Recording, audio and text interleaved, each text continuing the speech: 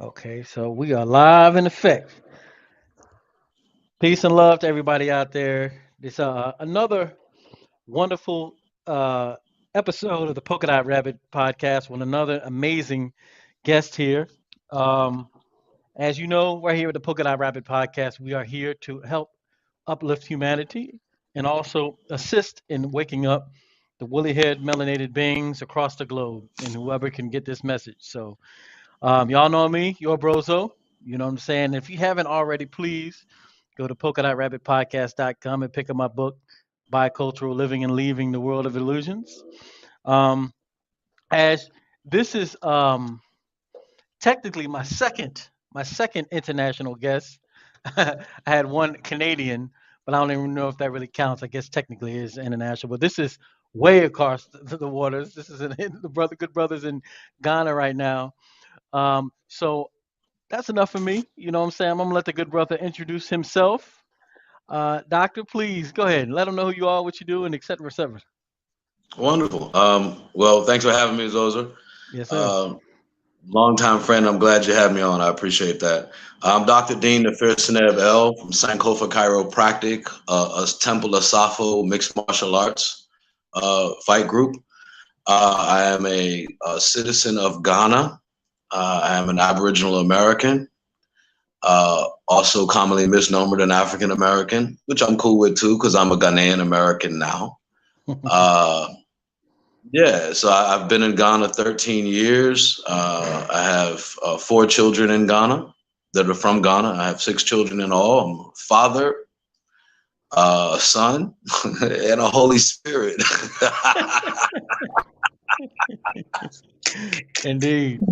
Hey, yeah, it's funny. So, yes, I've been in Ghana 13 years. I came here about 2000, well, almost 13 years, so 2010. And I've been working here as a chiropractic doctor, a neuromuscular therapist. I've run an NGO, Seneb Foundation, here for the nearly 13 years that I've been here. Now we have a company called Sankofa Chiropractic, situated in TAKORADI, Ghana, where I reside, and I live and love in Ghana. Yeah.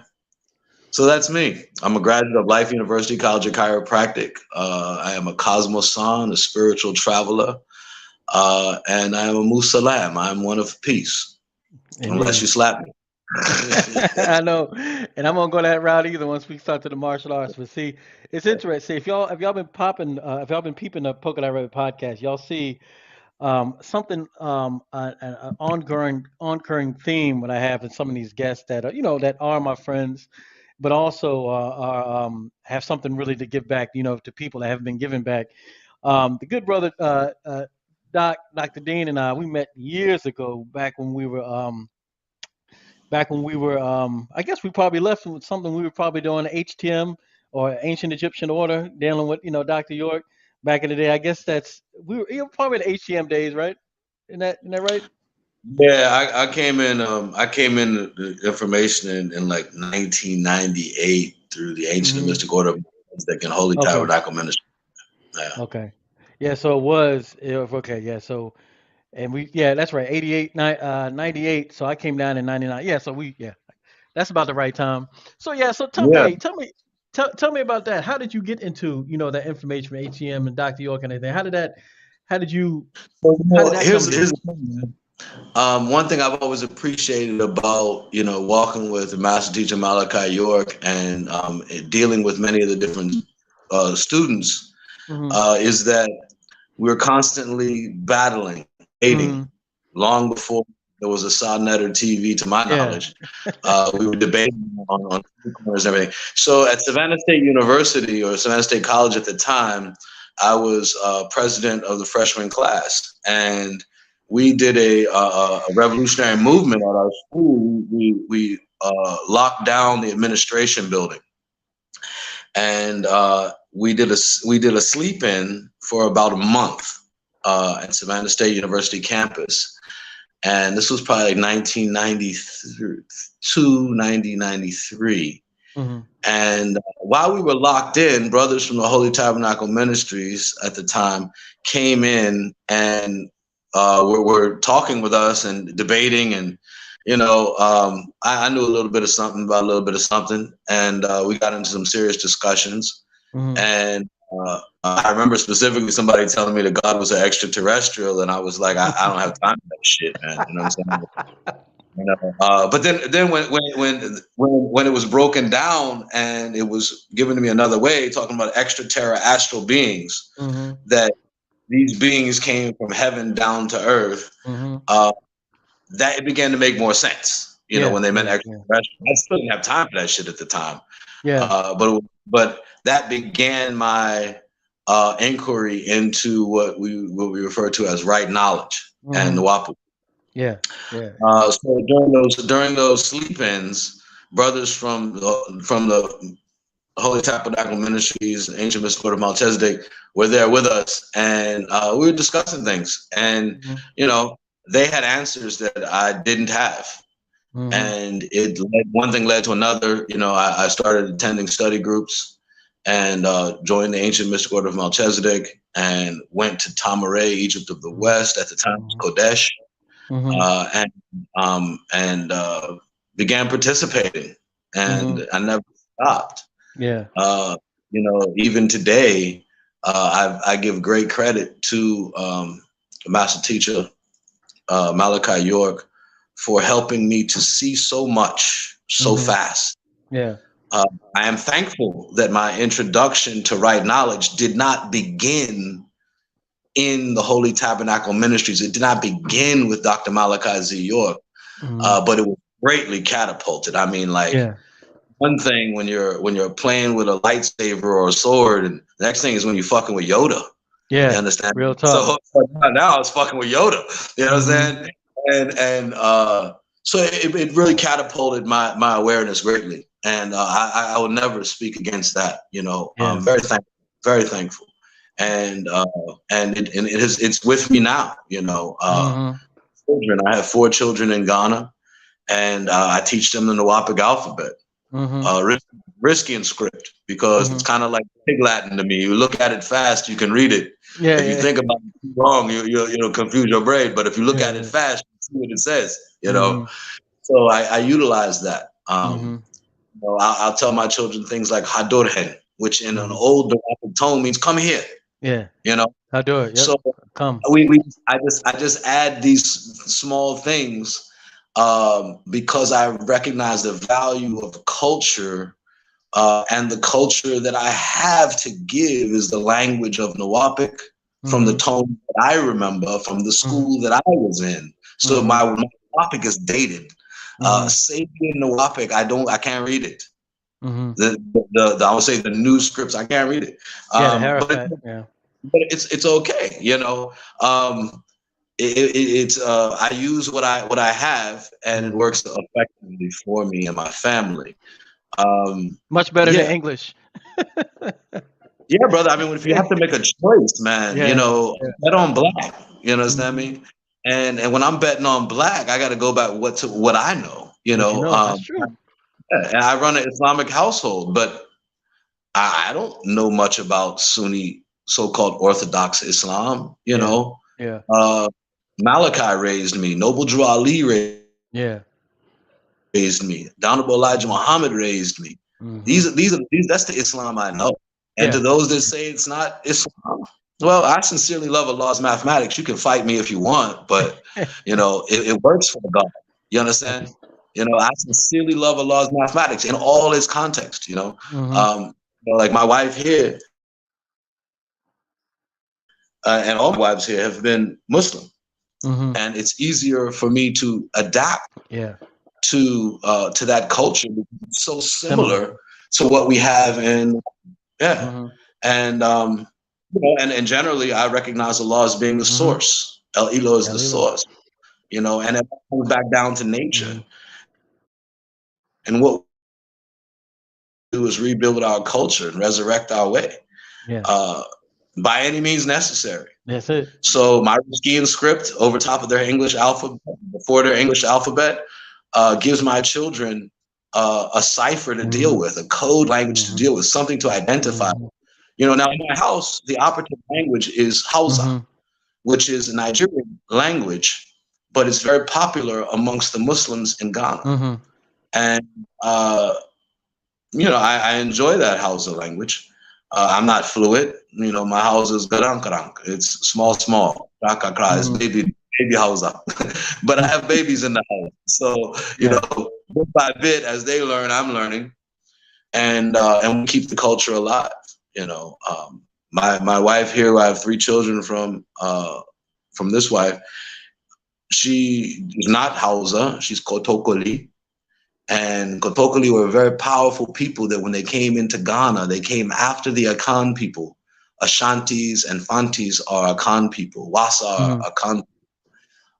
I live amongst those big groups of people, but the Kotokoli stood out because they were fierce. Mm-hmm. Kotoko in Akan or in Tree means porcupine. Mm. So you can only imagine how the Ashantis who called these people Kotokoli discovered that they are not to be fucked with. They got stuck. They got stuck. They got stuck. So what happens is, they would let the arrows fly. Mm. They're coming in and they're the newcomers after the Ashantis and not as big of a group. So they let the arrows fly and the spears out. And they showed the Akans that they also are here. And we are here. And, thankfully we are one Ghana Mm-hmm. of many different ethnicities, many different ethnicities. Ghana Yeah. is not strictly Akan Mm-hmm. or Ka or Ewe. There are many, many tribes in Ghana. And I come from via marriage to the daughter of Wuru Inesu Fasini, the Kotokole Paramount Chief, former Kotokole Paramount Chief, may he rest in peace. I belong to a smaller group, but we are also here and not to be fucked with in the wrong way. The warrior in me, Zozer, appreciates the history of the Kotokole. You understand me? Yeah. And So you already know where I'm about to go in this next part. yeah, yeah, yeah. See, now I'm gonna say this on record. I have to say this on record. One of the beautiful things I love about just being a person and a human being, and once you travel and do martial arts, and the harder you train and the stronger you get, you realize there's always somebody out there better than you. You know what I'm Oh, saying? I had that first test dealing with my sensei's son, Tony, after he terrorized me in the dojo one day.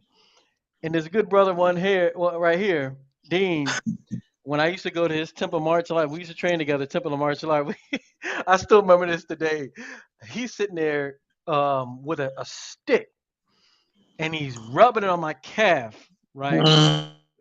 Just up and down, you know what I'm saying? To make it tough, you know what I'm saying? That's how you do it. Thai kicking, and Muay Thai and stuff, you got to have, tough shins. And I'm sitting in this joint is on fire. And he looked straight at me and said, "Don't you fucking move." You know, and I love that type nice of and training. hard. Yeah. And I love it. I've used, Dean is actually I actually invited Dr. Dean, to come to my dojo in Atlanta, and he did a whole presentation on knives and other things in which they still talk about today in the dojo. You know what I'm saying? So he met my sensei, you know what I'm saying, and his sons and etc. So, but please tell people um, about temple martial arts, how you came up with it, etc.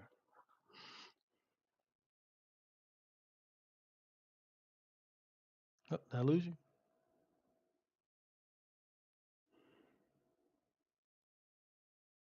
Let me see.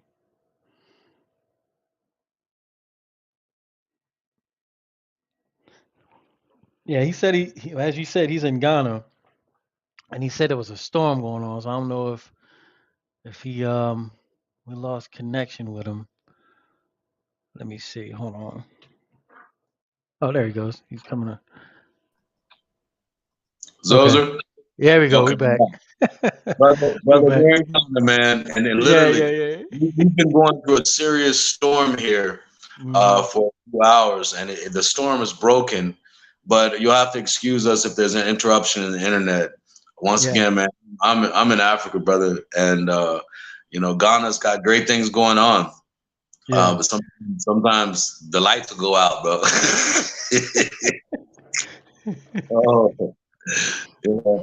So yeah, Yeah. you were talking about when I was taking the stick and running the stick up and down your legs to Oh, strengthen okay.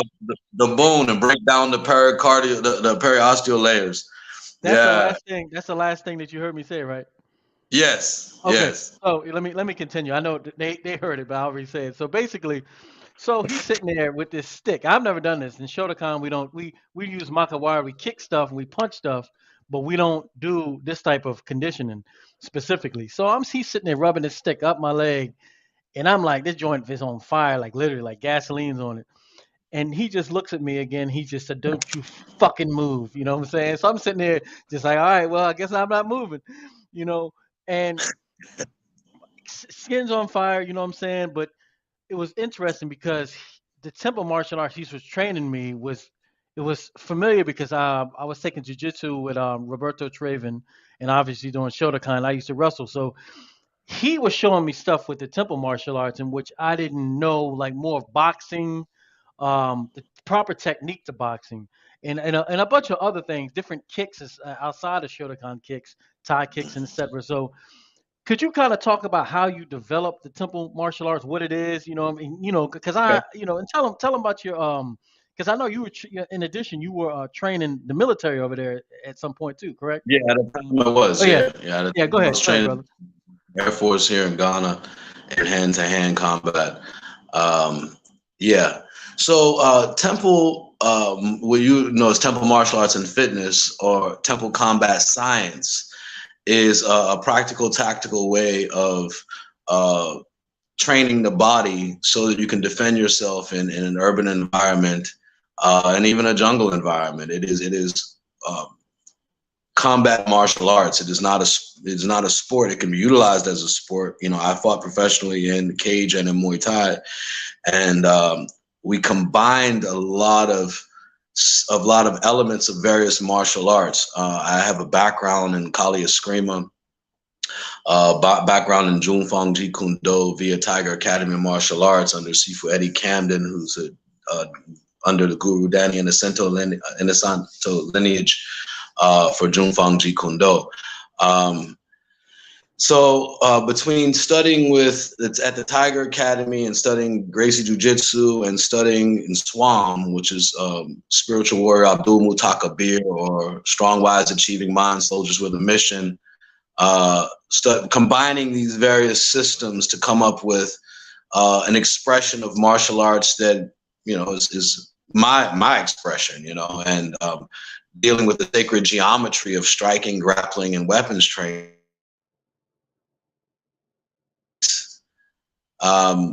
We developed temple combat science. It involves stick fighting, knife fighting, empty hand, room clearing with small arms now, like with handgun and shotgun.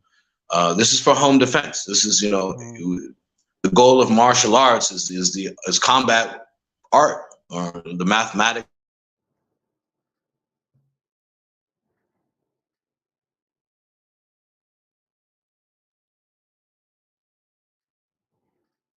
Let's see if he comes back. Yeah, I'm here. I'm Cool. here. Go Can you ahead. hear me? Yep. Yeah. We got you. What I've discovered is the best testing ground for martial arts is the cage. Is being locked in a cage. I look at mixed martial arts, although it's a sport. MMA is a sport. It allows you to deal with a real combat threat. You understand? Hmm. Hmm. It's not point fighting in the sense where you get kicked and you stop. Hmm. The combat is allowed. I mean, I kick you, you fall down, I hammer fist you, smash your head into the mat a little bit, and then maybe the ref will jump in and break it up. Hmm. That's more realistic. This is how come I see a lot of various forms of martial arts that have become more sport get Hmm. annihilated in the cage, Yeah. because there's no break. Oh, it's not like, oh, point, stop. No, it's, the points are going to get tallied up only if, you're still conscious. There's a difference. Yeah.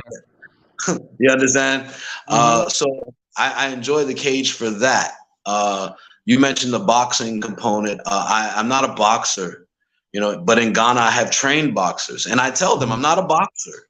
I'm not a boxer, you know, but I've been able to help certain individuals, you know, become better boxers. Even though I'm not a boxer, I'm a combat scientist, martial artist. But boxing gives you that constant banging, you know. That's why you can see somebody that just knows boxing, they'll fight somebody that knows, like, you know, karate or taekwondo, and maybe that person's been doing point fighting tournaments. The boxer will take a few kicks to beat the shit out of you. He's used to getting hit. You understand? So in the street, boxing is very useful. Now, if you add in some like this hook becomes an elbow, and the elbow grabs a hip, and you take a knee and smash the face on it, now you've done what they'll call dirty boxing. You know, I watch Mayweather, and Mayweather's a fucking genius in the fight. You understand me? And he'll trap you up, he'll lean on you, put you damn near in a guillotine, throw some punches, push you off, slip it all. That chick is real. Yeah. You understand me? Yeah. But, you know, in Temple Combat Science, we're not gonna let you go if I got you in a guillotine. I'll put pressure on. You understand? So that's where the boxing doesn't get to. Boxing is one dimensional in the sense where it's punching, you know. But an intelligent boxer is gonna clinch you. They're gonna go from punching to clinching, and even if they have to, they're gonna throw some elbows. It's illegal. You understand? And when it gets down and dirty all day, bam, headbutt. Do you understand me? Because that's really what you do in a fight. Yeah. You know? So Temple Combat Science keeps all that in mind. You know? When I'm hitting the heavy bag, you know, don't be surprised if I throw a headbutt in there. On the heavy bag. Yeah. Because when you train that way, one of my Sifu Steve Bowman, he's working at this at another gym, and he was training with a boxer there named Paul Delgato, I think the guy's name was. He was,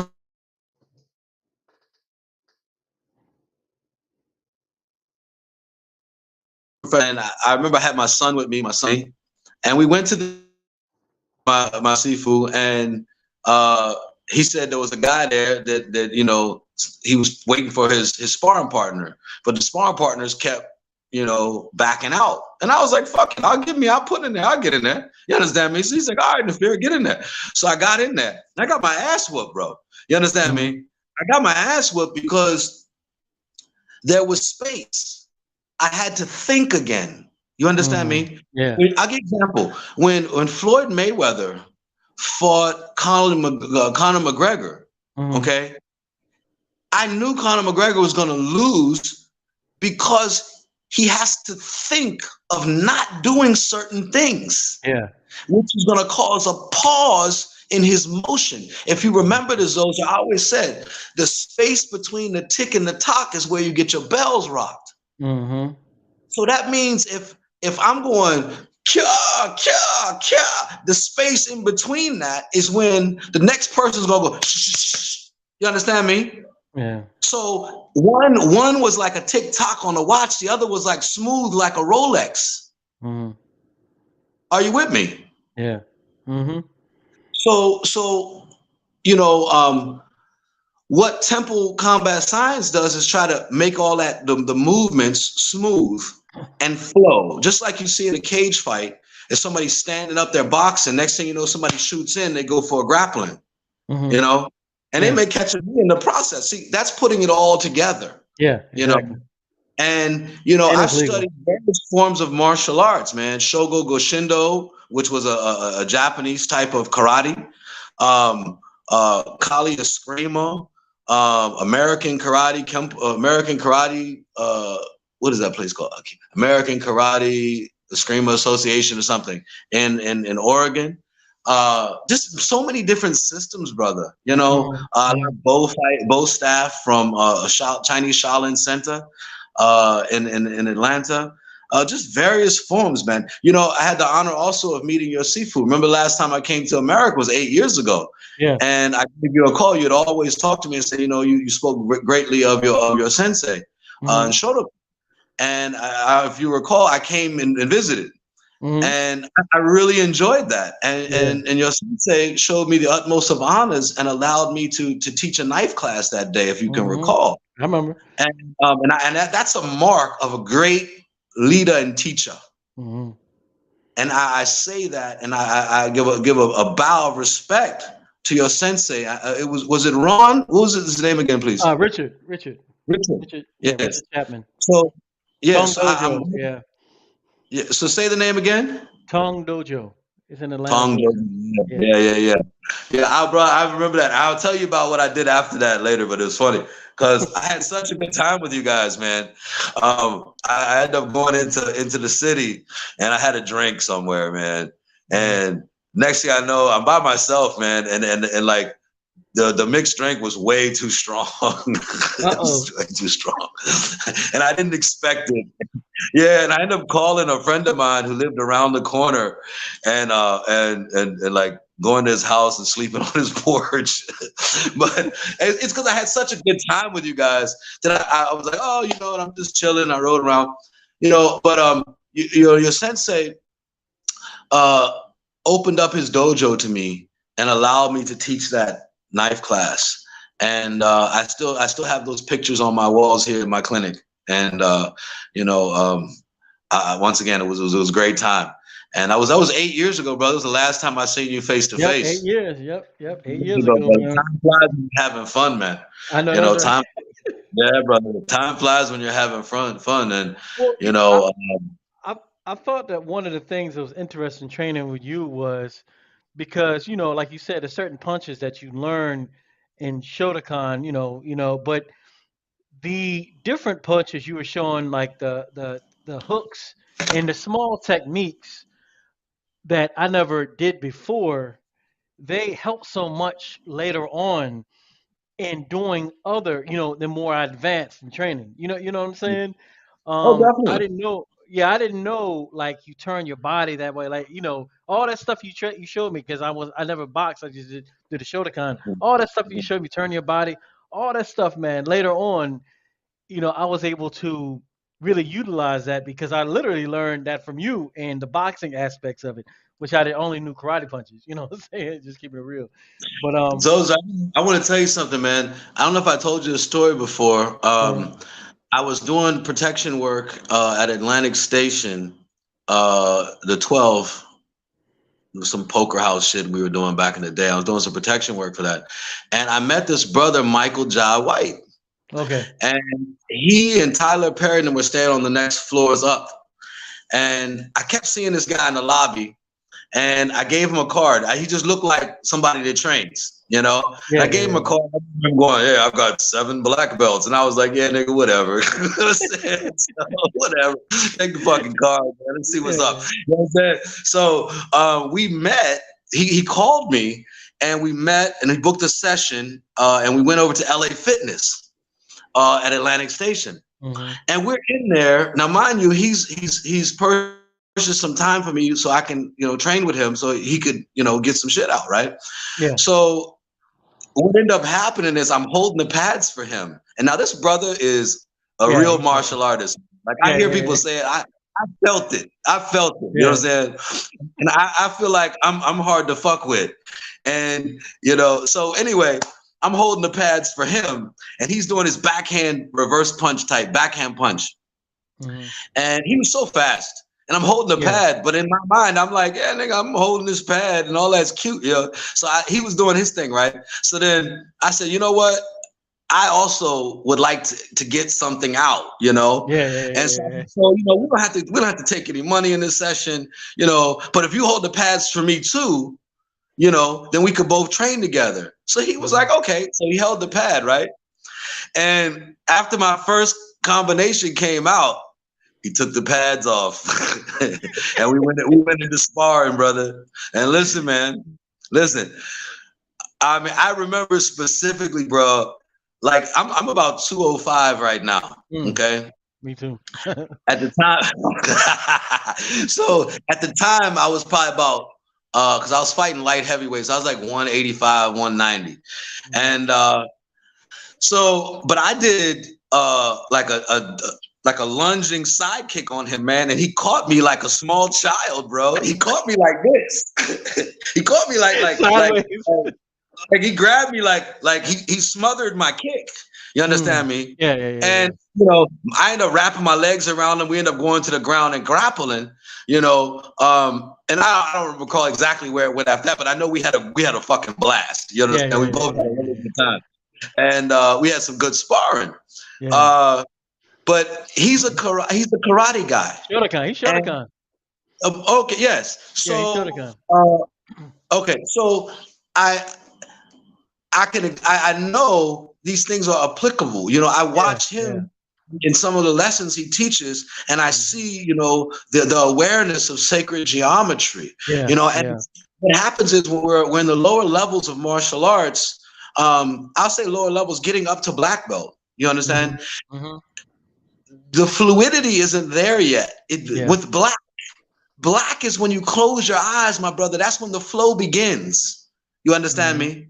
Yeah, That's yeah, when it yeah, that's when yeah. it really begins. You're not thinking as much as you are responding to space and time and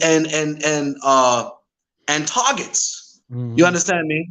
It's Yeah. like at that juncture in my mind, and through my experience. Now, mind you, I've never had a black belt tied on my body.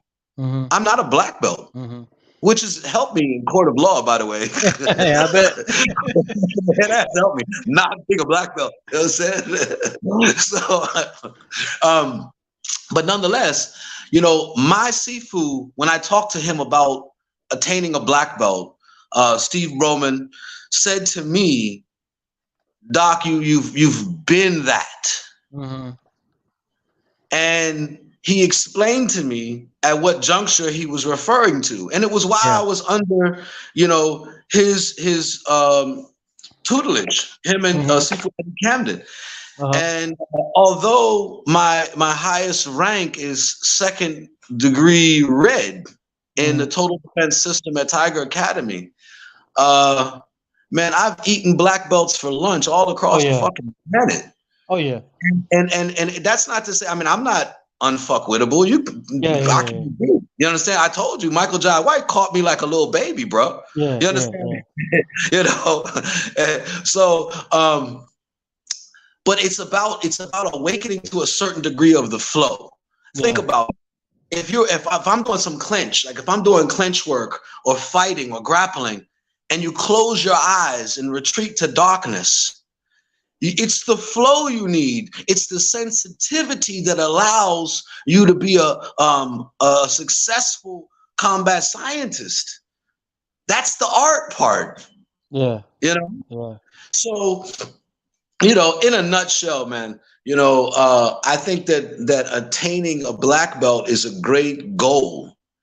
I think seeking fluidity and flow, and finding the space between the tick and the tock is the cosmic natural Yeah. adorning of the crown of black sash or black belt, or the blackness, the flow, The the blackness, darkness. the flow. Amen. Yeah. Amen. You understand It's me? it's So, interesting you say that, man. No, no, go ahead. I'm sorry. Go ahead. nah, I'm listening. Talk to me, brother. No, no, it's interesting you say that, man, because um, looking and Michael Jai White, just to kind of piggyback off that, he actually it was a one of his movies he did, and he's actually Leota Machida, Shotokan cat Leota Machida. They're Mhm. actually doing I think it's Teki Showdown. They're doing it together in the movie. Yes, I saw But that. yeah, yeah. So but it's interesting you say that because even at our dojo, it's so funny you say that because we had people, as you can imagine, always coming down, with their belts, they walking there all proud and stuff. Just because, as you know, our school was a fighting school, man. You know how many times some people did not come back. You know, what I'm Oh, I can imagine, man. saying? You You know have a what I'm real saying? sensei, man. That's Yeah, it. you When know you what I'm have, saying? when you have a real sensei and there's Mhm. combat involved in it, you know, Exactly.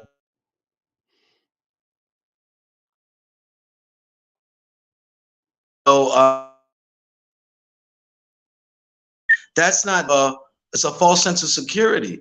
Yeah, So I know exactly. when I came to the Tongjo dojo, when I left, that what's that board, the Maka Waka board or Makawire, whatever. yeah, Makawire. Eh, Listen, if you remember, your sensei put me on that thing, Yeah, and he I sure never hit did. that shit before. That shit chewed my hands up, and but I was enjoying it. You know what I'm Yeah, saying? yeah, yeah, And yeah, it yeah, was the flow. I was still able to exercise my rhythms, and because yeah, it made noise, it got me excited too. yeah, You yeah, know, even though it was stationary, but it was making shit come out because it's like chugga chugga chugga chugga chugga chugga chugga. yeah. You understand? It's just like you also had a Wing Chun Wing dummy that was Yeah. donated to your dojo, and your Mm-hmm. seafood, your sensei told me that it was given by the person that came in and installed the mats. And I Mm-hmm. Yep. played on that too. I've never played on a wooden dummy before, man, or Mm-hmm. that karate board. You know, Mm-hmm. I Yeah. like focus mitts because focus mitts give me spacing and timing and all of that. But Yeah. still, I love it all, man. You Yeah. know, Yeah. Yeah. Yeah. Yeah.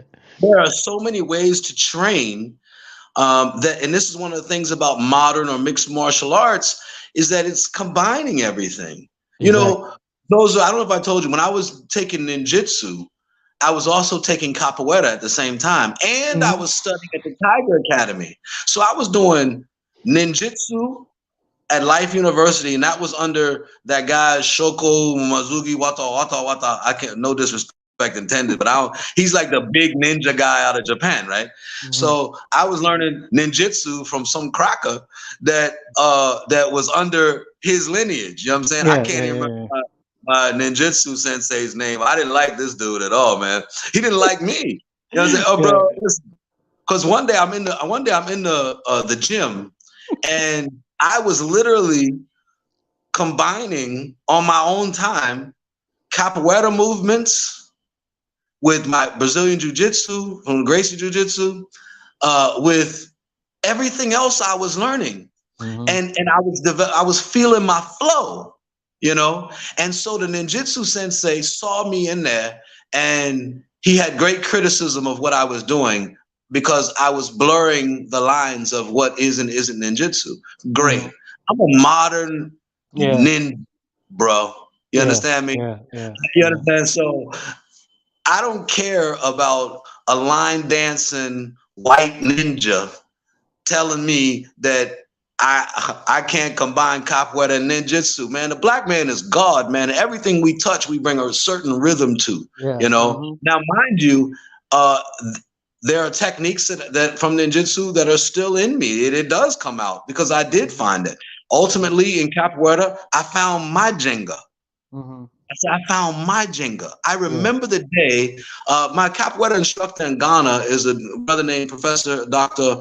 Obadele Cambon, and he has a capoeira group called Abibi Fahode Capoeira, and that means Black Power Capoeira in the Akan language.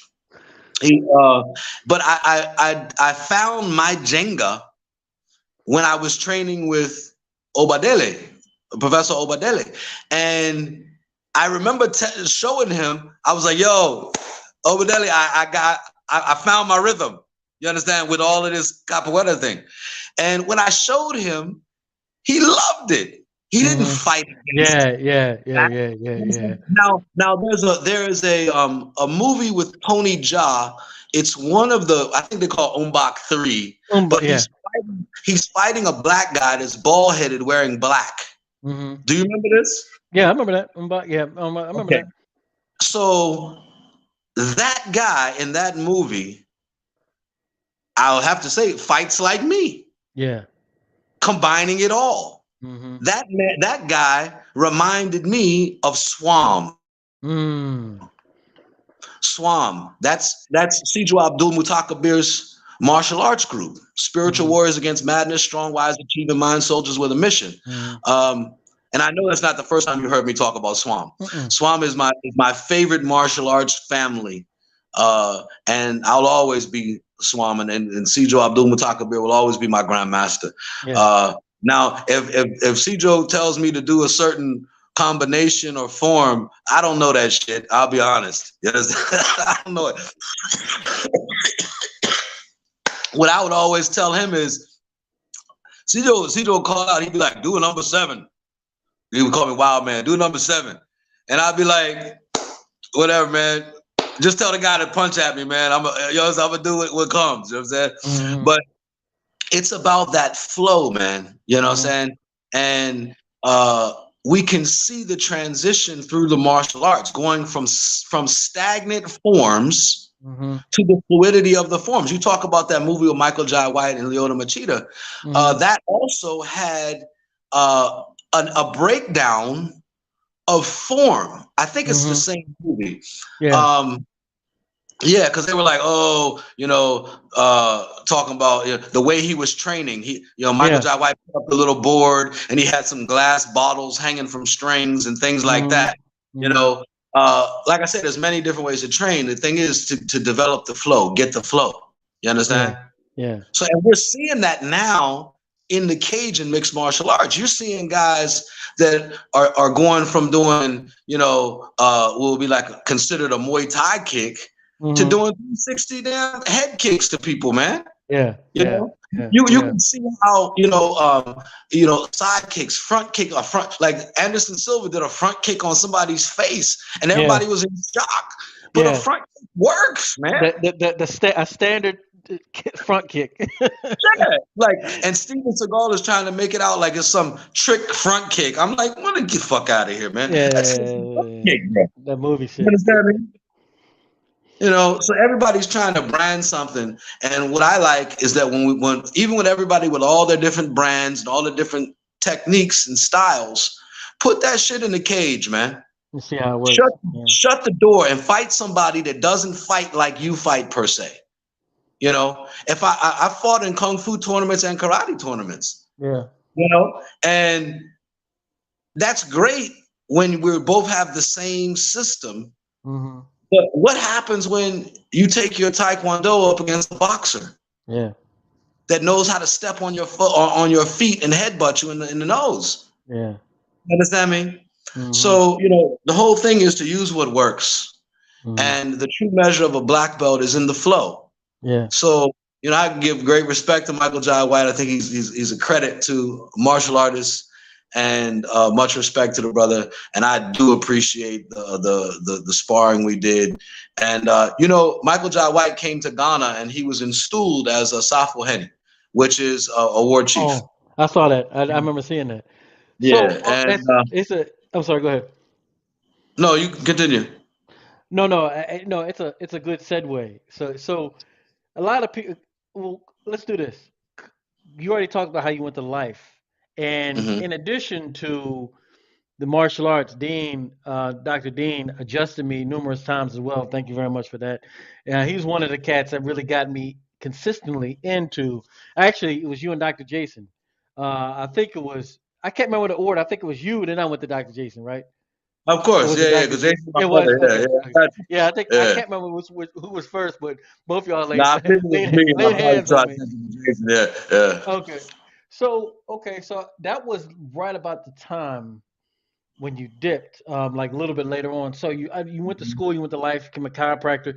Can you kind of talk about that, but also your transition from Atlanta to Ghana, why it happened, and that little story right there. Why did it happen? Well, it was part of my vision. When I was in chiropractic school, I had always planned to move to the Bahamas, and Dr. Jason is also from the Bahamas as well. And we had that in common, as far as that being one of our homes away from home. I went through a divorce. My wife left me. I was at Temple. This is why I closed Temple Martial Arts and Fitness. My ex-wife left me and took my kids, and everything became very empty there. If it wasn't for you guys and a couple of the ladies down there, Egypt is one, that helped keep my head on straight. In the process of my family falling apart, that time period was very difficult for me. And so when my family was, ripped apart because of choices that, my wife wanted to make. So she divorced me and all of that. So I was kind of empty. It was really painful. And then let me cut to you and tell you the honest shit. I was selling weed when I was in chiropractic school, and I got busted. I couldn't leave the street alone, so my wife left me. You understand me? My upline, my upline's family was also a chiropractor, and he was in Ghana. And I had put in an application for the job like a year or two before I got the job. I went to DC to see my children, and I wasn't allowed to see my children, and it put me in a very, very bad mental state. Mm-hmm. And thankfully, the doors opened that day. That was on a Friday. And that same day, when my life was about to go in the wrong direction, I got a call from a doctor here, my friend, Jamaican friend, that called me and said, "Hey, man, whatever's going on, drop it. You got the job in Ghana."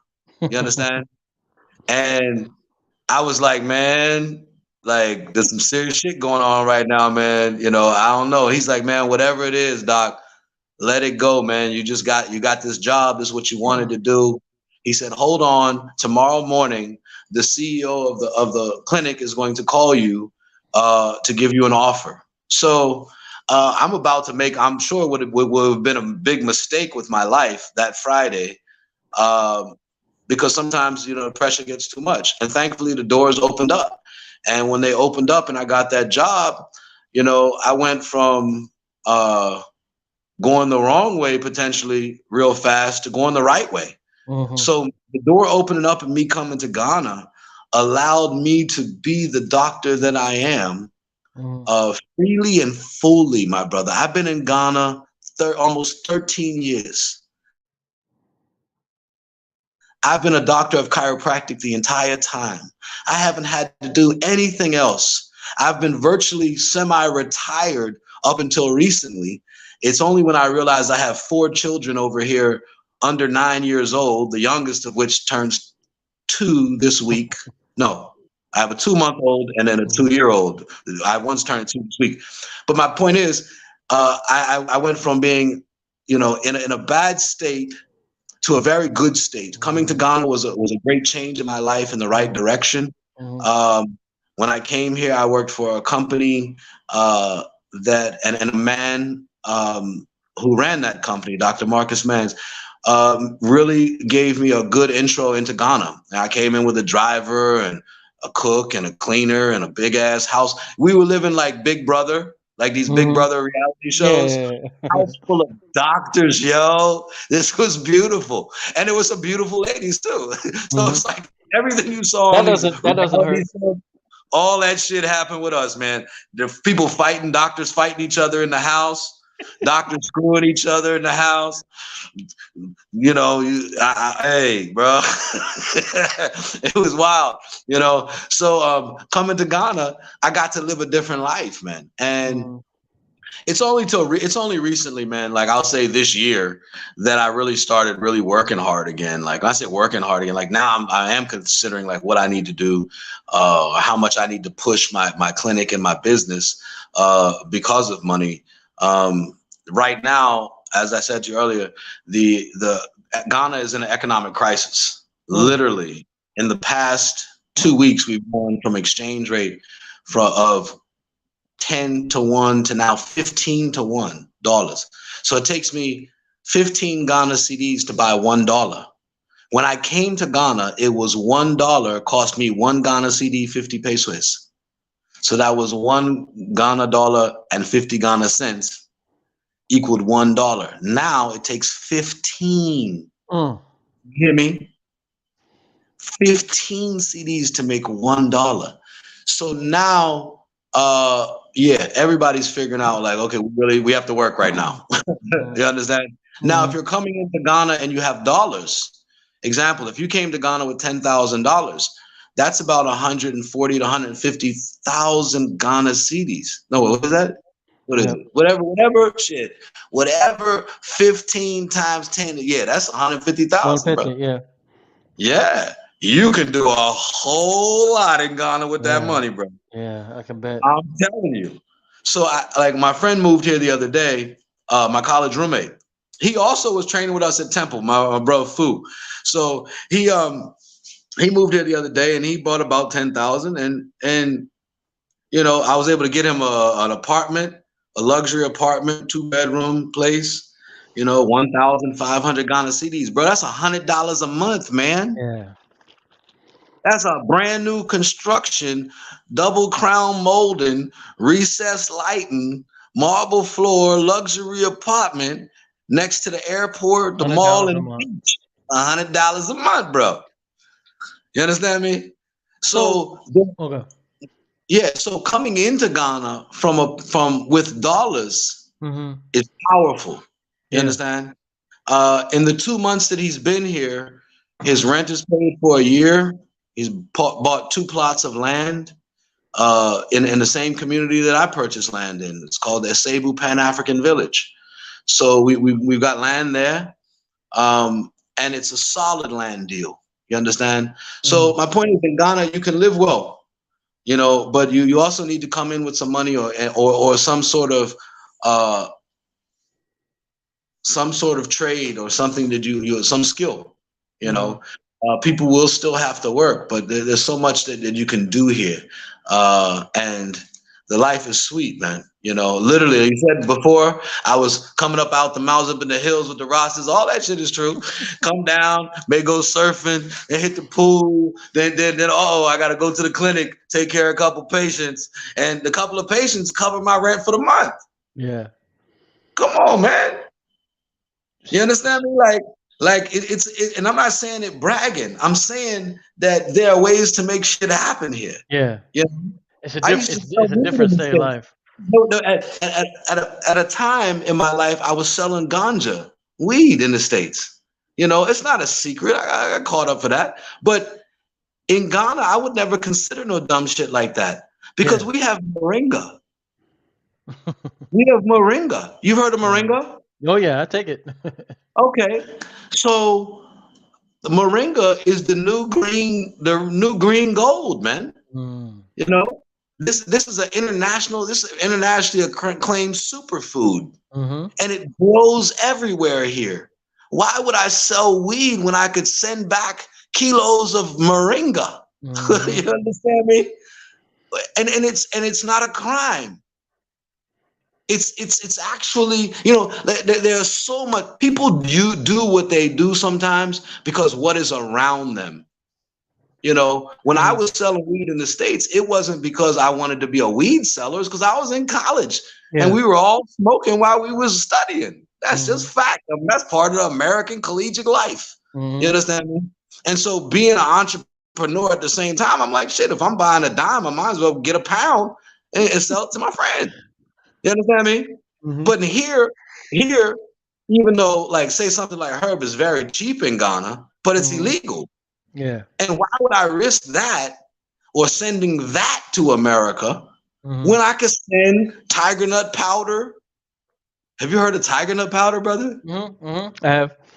Oh my God, brother. That shit, all my babies, my last 4 babies, they're all made of tiger nuts. Mm-hmm. This food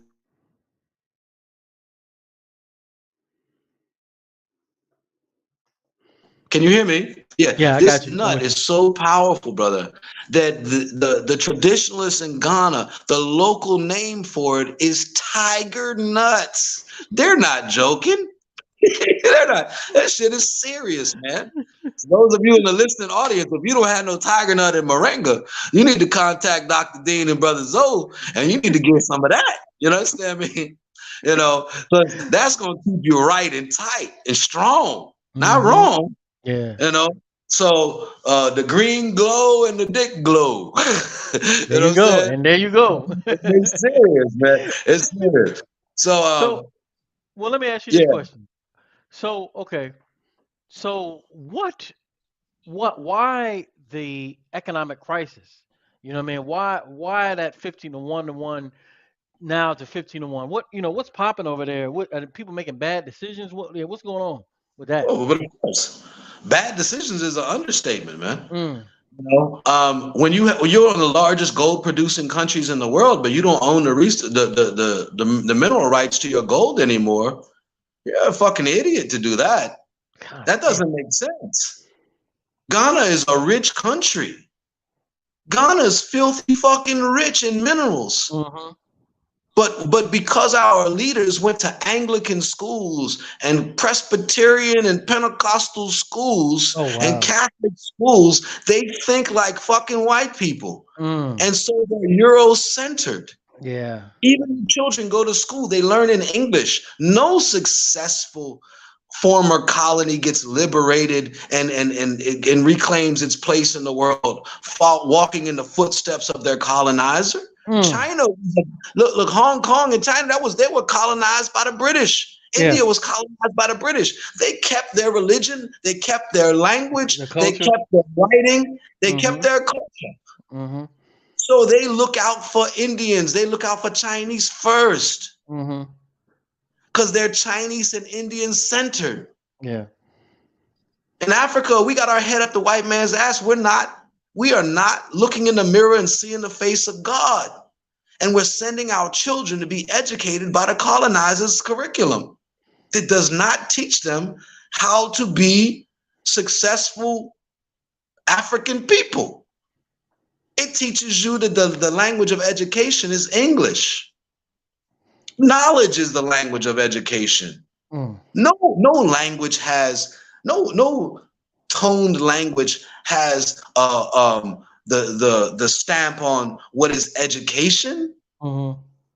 You got Chinese people that are making shit going to the damn moon and beyond. They may not even speak any English. Yeah. You understand? Mm-hmm. You know, do other powers conform to English? No. If you go to Germany, I'm sure that they're teaching in German, Yeah. but they may have an English class. Yeah. I don't ever think I've seen Putin on TV ever speak English. And he probably can speak it fluently, He bro. probably can. He's speaking Russian, Probably man. speak fluently. Because, but why disrespect yourself and your culture? Yeah. Be who you are. Make people Mm-hmm. come to you. 48 Mm-hmm. laws of power, man. Make them come to you. Yeah. Yeah, and I Man, quoted Robert man. Greene, 48 powers. Make them come to you. Man, that's kind of sad, man. Ain't no kind of. That's sad, man. That whole So, all them all them resources, all that stuff over there, and I'm I'm brother, I'm sure I'm sure it's all over the continent. You know what I'm saying? It's been listen, happening man. for years. Listen. When the lights were out, we had a period called doomso. Mm-hmm. Sometimes it would be weeks, maybe even a month before you had electricity, man. Mm-hmm. And the oil rigs, you could see them. I would be in a fishing village looking out in the darkness, looking out over the sea. And I would see these things that look like Christmas trees, brother. Mm-hmm. Mm-hmm. These are oil rigs pumping Mm-hmm. out billions of dollars worth of Ghana's precious blood oil Mm. and sending it abroad. Halliburton, George Bush getting that money, bro. Mm. And Mm. we're in the dark, and your shit is out there in our waters, lit up like a Christmas tree. Come on, brother. We're not making people do business with Ghana and Ghana cities. So nobody cares about the Ghana city. Yeah. Yeah. You That have makes you sense. have many foreigners here getting paid in dollars abroad, Mm-hmm. not even paying taxes in Ghana. Woof. Killing But it. yet they're squeezing the shit out of the Ghanaian citizens, brother. This is straight Mm. slavery, bro. God So damn. if I make 1,000 CDs, that's 25% of my income goes to the tax man for income tax. You understand me? Mm. Mm. So 25% of my income is going to that. And then I'm paying another like 20% in other taxes, like sales tax. You understand? VAT, Corona tax. Come on, bro. We got Damn. a 1% Corona tax in Ghana. Corona only killed 1 or 2 people in Ghana. Good gracious. Whew. That shit didn't do nothing to us. So even when the government is complaining and saying, oh, it's Corona, you understand me? Bullshit. Mm-hmm. It wasn't Mm-hmm. Corona. None of us fucking died from Corona. You guys closed everything down and you fucked up the business to the point where it caused an economic hardship, an economic pandemic. Mm. You know, I was at a Shell petrol station today and I know the owner, she was a She was like, oh man, the changes, like all the prices just changed again. The whole time her staff is in there changing the prices on everything, right? And then she got a call saying the prices just changed again. So they got to change it again. They got to increase it again. So they got to go back and re-itemize everything and reprice everything again. You understand? And what she said to me is, the pandemic that we had was economic hardship because everything was closed down. But nobody was dying. Ain't nobody getting sick. You can look up how many people died from coronavirus in Ghana. It may be a couple thousand. How many died from mosquitoes? Shit. 10,000. Easy. Yeah. Malaria kills us, not coronavirus. We weren't, Ghanaians weren't scared of no damn coronavirus. That didn't fuck up our economy. Poor governance fucked up our economy. Having our head in the white man's ass, getting kickbacks from him, getting billions of dollars in coronavirus relief funds that we can't account for. The Ghana government can't account for what happened to billions of dollars in corona relief funds. Damn.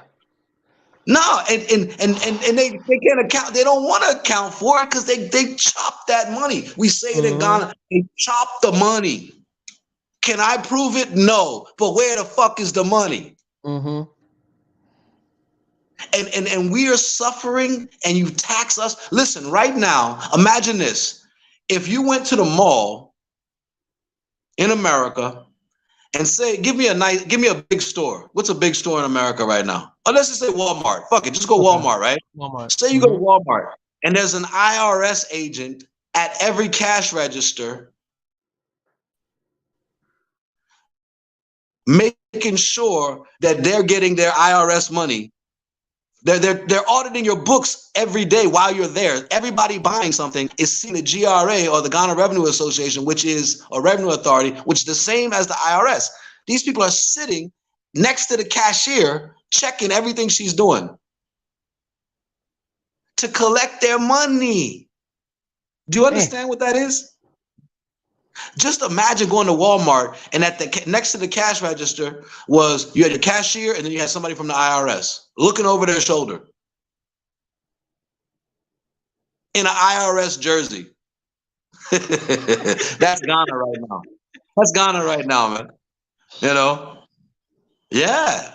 See, the reality is most people in Ghana don't pay tax anyway.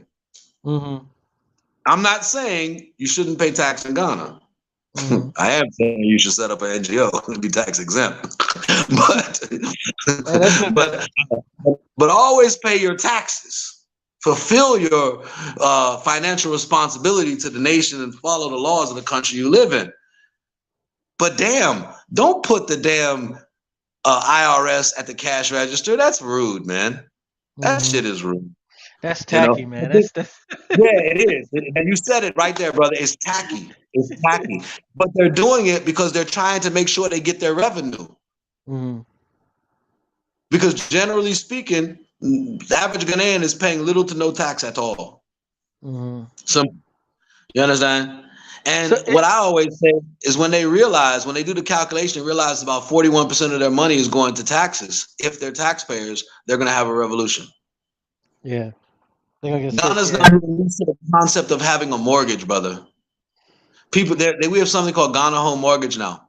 And you know, when in Ghana, when people are building, they usually build bit by bit. We say kakra kakra, small. You build as you have the money. You understand? Now you have people that are getting these mortgages. They're not understanding that when you miss paying on the mortgage, the bank will take your property back or take the property back and you will get nothing. The average Ghanaian will never understand that. How did I give you, $100,000 and now you've taken it back and you won't give me anything? Yeah. But Ghana is following in the ways of the so-called West. Yeah. Yep. And so it's making things difficult. What I would say is, to those that are thinking about coming to Ghana, come. Stack as much dollars as you can. If you have a residual income of $1,000 a month coming into Ghana, right now that's about 14,000 Ghana cedis a month. My rent on a 4 bedroom, 3 bath house in a luxury neighborhood. My neighbors are judges and lawyers and successful business people. I pay 1,500 Ghana CDs. Homie, that's about $100 a month. Hmm. You understand me? My rent is paid for the next couple of years. So That's why. Mhm. now that's what you do in Ghana. You pay for a year or two up front, which actually Yeah, is kind of good and it makes sense. because Yeah, you don't got to worry about nothing. yeah, yeah. So like, you know, even when the corona thing hit, my rent was already paid. So I was like, shit, just close the gate. Let's chill. We got a bag of rice, some beans, we be good. I'm going to the beach. You know what I'm saying? Like, and that's what we did. We went surfing. We went to the beach, we chilled out. So it's you can make it in Ghana. If you have $1,000 a month coming in residual income, or if you come and go, like say you came to Ghana and you decide, hey, you're gonna start a business and you're gonna be selling tiger nut and moringa, and you get you a container and you send that shit back to the States and you start distributing tiger nut and moringa, you're gonna get big money, bro. You understand me? Hmm. So a dollar translates very well in Ghana Yeah, at this time. To you the know, indigenous Ghanaians and those of us that are here earning Ghana CDs, it's painful. uh-huh. Yeah, yeah, yeah, yeah, yeah. But It's a whole different thankfully, story. as a specialist doctor, I still charge my fee, and my fee is in dollars. You can pay me in Ghana CDs, but it is what it is, homie. If you can't Yeah, yeah, afford yeah, it, yeah, yeah, yeah. the NGO is for. If you can't afford it, maybe you can fit into the NGO bracket, and maybe there's some reduced price or subsidized care that you can have. You know, but that's a saving grace for me. Yeah. You know, so yeah. No, that's interesting because I like the way you said it because you show two sides of it. You look at it, you showing the Guyaning side of it in which everybody's dealing with, but also if somebody that's able to take advantage of that situation, they can goddamn it sound like they be living like a king or queen. You know Oh, what I mean? completely, And in a completely.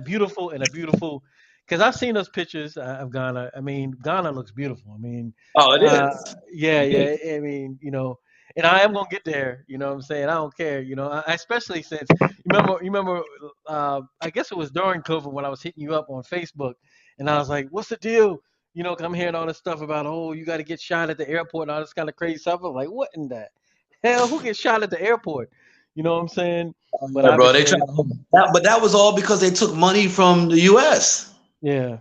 Money from these crackers, man.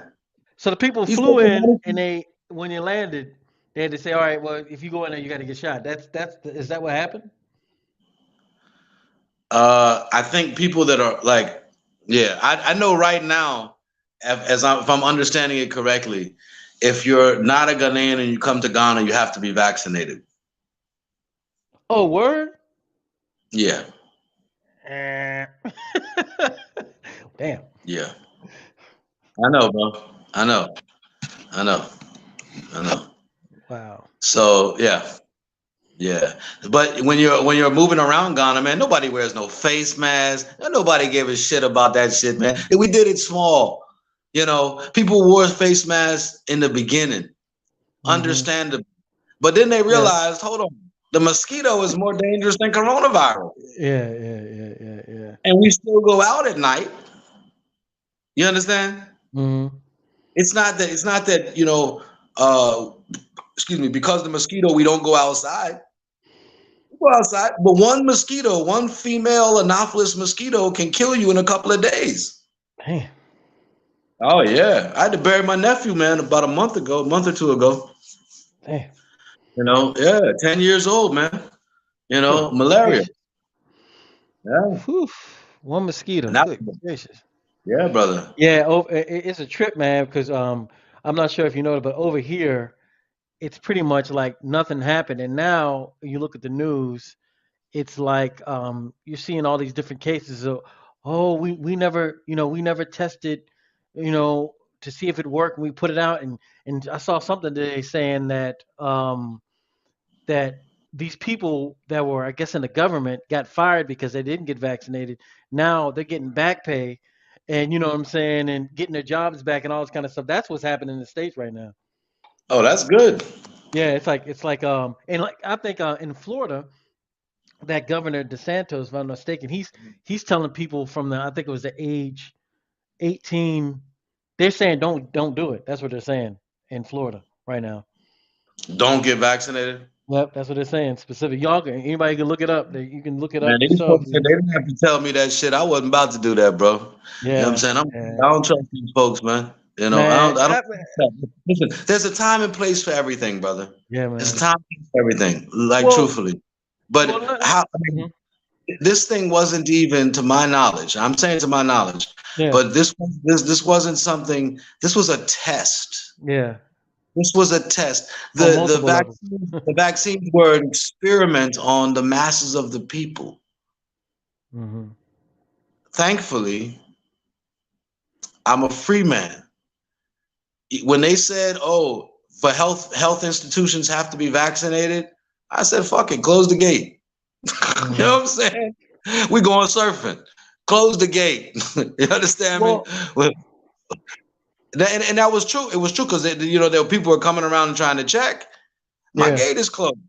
My gate is yeah, closed. You know, I'm not doing that shit. yeah. You're So, gonna come here door to door and say you're gonna vaccinate everybody in my house. No, you're not. oh wow, good gracious, that's We're gonna crazy. be in here. That is So crazy, that, yo. that is definitely passed in Ghana. Like that is so there it is back to normal. Yeah, back to normal. And Yeah, yeah, yeah, yeah, yeah, yeah, yeah, yeah, yeah. it is Yeah, the you only know, it's a thing trip. that's abnormal. The only thing is abnormal is the restrictions of coming into Ghana. Yeah. Um, you like saying you must vaccinate it. You Mm. know, and a lot of people have come. I know people that have told me, yeah, they have a card, but they're not vaccinated, and they've been able to come in and out on several Oh yeah. times. You Well, know, I'm not encouraging people to do, but I am saying that I do know people that you know, have people done done. that. Yeah. Well, Uh, let me say this. right. Like, um, wait a minute. You were just. I've lost my train of thought because I was gonna ask you a question about the. Um. Oh, it's. Oh, here's something else that I think that I'm not sure if you saw this, but over here in the states, it was like a switch flip, right? Like it's COVID, COVID, COVID, blah blah blah blah blah. Then next thing is Ukraine, and COVID like Oh yeah. looks like it disappeared. And I'm sitting Same here. back here, yeah, I'm sitting here like watching this. I'm just like, did did I like miss a year? Did I, you know what I'm saying? Did I miss something? Did I miss the memo? Like, you know what I'm saying?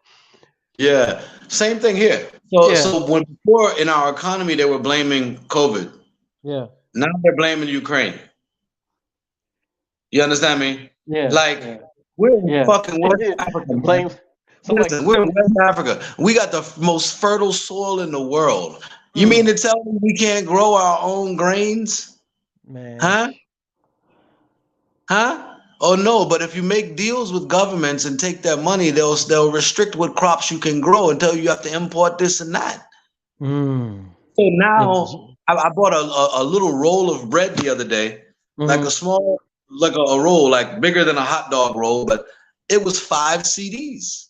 mhm, It was like $5 for a yeah, piece of bread that used to cost me 50 pesos or 50 cents. Now it's mhm, five five, CDs. yeah, So guess what? inflation.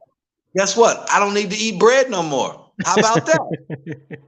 Nah, I'm cool. I'm cool. Yeah, You know, bro, I gauge it on everything like that. I go mhm, places and I look at it and it's something that I like. Oh, okay. Like I had a pizza tonight. mhm, Okay. You know, went out, we had pizza. It was 70 Ghana CDs.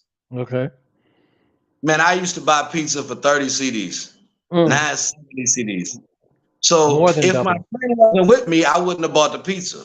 Yeah. But we split it. Yeah, yeah, yeah, yeah. Y'all out. Yeah, we out chilling. We split the pizza. You know what I'm saying? Yeah, You know, but I tell you that if I'm there by myself, I'm not spending 70 CDs on a damn pizza, man. yeah, It ain't yeah. worth it to me. It ain't worth it. 70s, I could do so much more with 70 CDs. You know?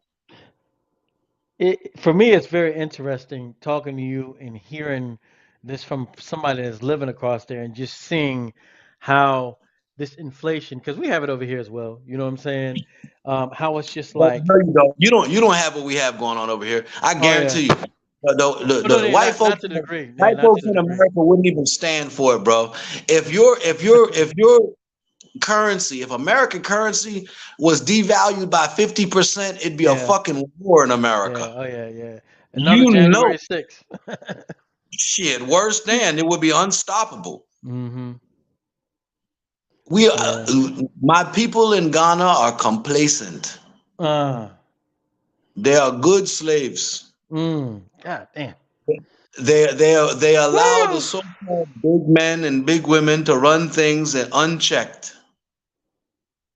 And when we do politics in Ghana, we do it like we're voting, we're picking our favorite team. Like say like you for the Cowboys and this person's for the Redskins. You know what I'm saying? Mm-hmm. Like um, it doesn't matter how right the other party is or the other Mm-hmm. group is. Mm-hmm. You're still about your team. Yeah. No matter Well, what. our president in Ghana, Nana Akufo-Addo, had a slogan that said 4 more for Nana, 4 more years for Nana.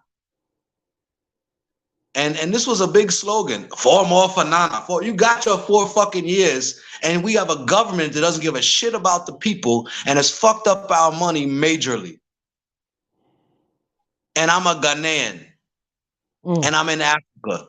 And no, I'm not scared that that the police are gonna kick in my door, and because I said something about an opposition to the governance we have right now. And that's the beautiful thing about Ghana. I really Mm-hmm. don't have to fear that. Mm-hmm. Because as fucked up as our economy is, Ghanaians aren't fucking idiots. They're intelligent people. You understand Yeah. me? Yeah. Yeah. Yeah. And Yeah. so, I do. you know, they don't just kidnap people and kill them. You understand me? Because they disagree. Thankfully, we have a democratic process over here that somehow does work. Mm-hmm. And what I'm saying is nothing new. Yeah. Everybody is saying it right now on the media. People, Ghana is so free that people openly criticize the president and call him foolish and all these kind of things, and they don't worry about getting killed. You know, people say, "Oh, you can't do that in other countries. It's only America. You could say Trump is a fool. You couldn't say that in other countries." Bullshit. I'm in Ghana. Ghana is free as shit, bro. I could get Mm-hmm. on my motorcycle right now and ride across the country tonight. And I'm not worried that I'm going to get kidnapped or the Mm. police will fuck with me. If the police fuck with me, they want 5 CDs. 5 CDs. Five. Let's say they want 10 or 20 CDs. You can hand How him a much hot is that? dog. $2? Hand him a hot dog bun. Hand him a hot dog Oh, bun. dude, Be listen. good. The other night I was coming from a spot, right? And I rolled up on the police barrier, and I had my big floodlights on my Volkswagen. I have a '74 Volkswagen Beetle. The lights aren't good, so I had this big floodlight on top of it. And I rode up to the police barrier because I was in a dark place, Mm-hmm. and I forgot my light was on, so they were fucking with me about my light, right? Mm-hmm. So before they could fuck with me, I gave them 2 CDs when I got to the barrier. Mm-hmm. And the guy said, "Oh, well, I didn't ask you for money." And I said, "I know. I'm just giving you some small money so you can get some coffee or something. You're sitting out here. And you guys normally want something small, ask us for some money for water." So I'm a former security guy, so I know that you could be thirsty or you may want a Coca-Cola to keep you up tonight. So anyway, when the police mess with you in Ghana, it's not that they want to kill you. Oh, I don't have that concern, brother. Yeah. Yeah. I don't have that concern in Ghana. Yeah. You know, when my 19-year-old son came here and he's walking around the city by himself day Mm-hmm. and night, Mm-hmm. taking the dog for walkers or just walking Mm-hmm. himself, I wasn't scared he was going to get robbed or the Yeah. police were going to kill him. None of that shit. I was scared he was going to get lost. You understand me? Yeah. Different mindset, definitely. Yeah. Different Yes. people. Yeah. I can see that completely. Yes. Yes. So when the police pull me over here, I'm smiling at them. Mm-hmm. I don't have any sort of fear or Mm-hmm. trepidation or concern. I Yeah. know that no matter what it is, we can find a solution. Yeah. Yeah. Yeah. And it's most likely not going to result in me going to jail or being killed. Yeah. So for black people in America, man, Ghana is fucking paradise with regards to that. Yeah. You know, there are other components of it that are a little discouraging. I mean, you could be on a beautiful beach and walking along the beach early in the morning and wonder what all these piles of chocolate are on the sand. That's because people got up and took a shit on the beach before they went to work. That's new, man. That may be new to you. Yeah. You know, it's something. Open defecation is something that we're working to clean up in Ghana, and it has become a lot less common. But I definitely have had days when I'm walking on the beach with my wife and I think it's dog shit, and I realize, no, this is human shit, bro. That's You know what I'm Leroy saying? shit. Yeah, that motherfucker didn't even cover it up, bro. I'm telling you, they just you understand me? So there are some things you have to, brace yourself for, you Yeah. know. Yeah. But that's even small, bro. You Yeah. understand Yeah. I'm about me? to say, yeah, that's not, Yeah, that doesn't seem it's like a much small. of a factor, a discouraging factor at all. None of No, that. and quite truthfully, I understand how come somebody could be sitting there and take a shit on the beach and while they're looking out at the water, because squatting is an easy way to defecate. It is natural. You Yeah. understand? And traditionally, the beaches weren't valued in Ghana. Mm. They weren't valued. People didn't go there and sunbathe. These niggas are Mm. jet black. They go there Mm. to sunbathe. You know what I'm saying? And a lot of them can't swim. I'll say most Ghanaians can't swim. No, most Ghanaians can't swim, bro. Mm. You know, I remember the first day I took my wife to the beach, and my wife's beautiful, by the way. But I took this beautiful lady to the beach. You know what I'm saying? And first of all, she's wearing like a full outfit, no bathing suit. I'm Mm-hmm. talking about some spandex and a shirt top that's covering her arms and everything with a turban on, and she's going into the water, right? You know what I'm saying? Yeah, because they're not quick to show their bodies here like Yeah. that. Yeah. Yeah. Yeah. Yeah. Not Yeah. directly, but when we went, I said, "Oh, let's go swimming." She's like, "Oh, okay." So she's swimming. She sits in the water. Water came up just above my ankles, man. She sits in Mm. the water and starts splashing, doing like this. And I said, "What the hell are you doing?" She What are said, you "Swimming." doing? She's swimming. So to most Ghanaians, just standing in the water and Just splashing is swimming. swimming. Yes, Whew. yes. I hate to see what diving So, is. so what I say to them lovingly, I say, "Oh, can you swim?" And I say, not Ghana swim. Can you swim, swim? Like for real. Mm. See, I heard somebody talking about this thing using the double negatives and double positives. In Ghana, things aren't just small or big. It could be small, small, Mm-hmm. or big, big. Mm-hmm. It could be bad, bad, or good, good. Mm. The expression in Akan is papa, which means more and more and more. You understand me? Mm-hmm. Or kakrebi, small, small, small, small, small, kakakaka. So things are often expressed like that. So can you swim, papa, proper, or can you swim kakakaka? Kakakaka means small, small. That Yeah. means they really can't swim, but they can get wet. Yeah. They to the ankles. Get their feet wet. Right, right, right. Basically, sit in a bathtub. Yeah. You know? Yeah.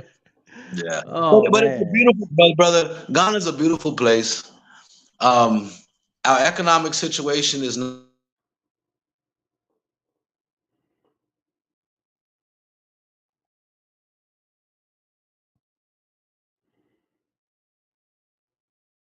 not good for us who are here. Yeah. Yeah. So uh I'm trying to make sure I don't run out of credit. See, in Ghana, we don't have Wi-Fi is there, but we do everything by credit. So you pay as you go. So I don't want to get disconnected. So I'm trying to No, man. No, no, no. It's good, man. In all push up honesty, my data. Nonetheless, it, so go ahead. say it again. No, I said go ahead. You about to say something? Oh man, no, I've just been having a good time, brother, and Yeah, man. I've No, me enjoyed too. being on your phone. You said normally your thing is about not even an hour, but we're at about an hour and a Yeah, half almost. You yeah. know what This I'm this saying? about this about the normal time, man. But Okay, hey, okay. man, I, you gave a lot of great information tonight on a lot of different things. You know what I'm saying? And you one of the cats, man. That I'm gonna have you back on here, periodically to just tell you what's going on the other end, man. So maybe No next problem. time. I would also like to talk about this in the future. Uh, Um, like right now, there are many people that are going through, many people from the diaspora, African Americans, Caribbeans, mm, what have you, that are getting nationalized as Ghanaians right now. In 2019, I was nationalized as a Ghanaian. And I think that it's a good thing for us to do mm, when you come this way, if you come this way. Uh, and the process is being made more and more easy yeah, for streamline. us to become Ghanaians. But I am also a national of the Aboriginal Republic of North America. And I think that it's something that we should do as far as indigenous nationality as Mm-hmm. Americans, Mm-hmm. because it gives us an avenue of self governance that we seek. Mm-hmm.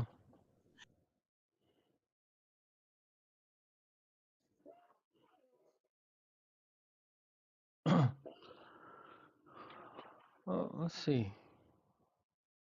I'm not sure what happened to him. Let's see what we got here. I'm gonna actually see if he can clock back in because he looked like he was about to get into some good talk right there. Let's see if he popped back in. Let me see something.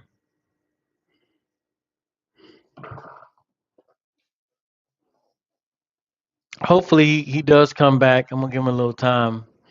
If not, we're just gonna close it out because I still kind of want to hear what he was talking about. But I don't know. Actually, you know what? Maybe we ought to just kind of close it out for here and wait till he comes on next time to go in more detail. You know what I'm saying? But like I said, like I was saying, man, this is my good brother, man, and he shed a lot of insight on many levels when it came to the information. You know what I'm saying? Health. I really wanted to kind of talk in more detail about chiropractic, which I will, and also what he was talking about. So, you know, that's it for me. I'm gonna.